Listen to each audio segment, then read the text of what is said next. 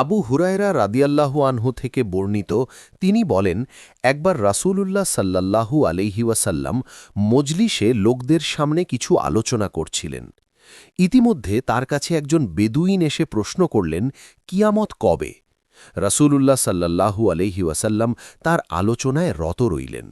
এতে কেউ কেউ বললেন, লোকটি যা বলেছে তিনি তা শুনেছেন, কিন্তু তার কথা পছন্দ করেননি। আর কেউ কেউ বললেন, বরং তিনি শুনতেই পাননি। রাসূলুল্লাহ সাল্লাল্লাহু আলাইহি ওয়াসাল্লাম আলোচনা শেষ করে বললেন, কিয়ামত সম্পর্কে প্রশ্নকারী লোকটি কোথায়? সে বলল, এই যে আমি, ইয়া রাসূলুল্লাহ সাল্লাল্লাহু আলাইহি ওয়াসাল্লাম। তিনি বললেন, যখন আমানত নষ্ট করা হয় তখন তুমি কিয়ামতের প্রতীক্ষা করবে। সে বলল, কিভাবে আমানত নষ্ট করা হয়? তিনি বললেন, যখন কোনো কাজের দায়িত্ব অনুপযুক্ত লোকের প্রতি ন্যস্ত হয় তখন তুমি কিয়ামতের প্রতীক্ষা করবে।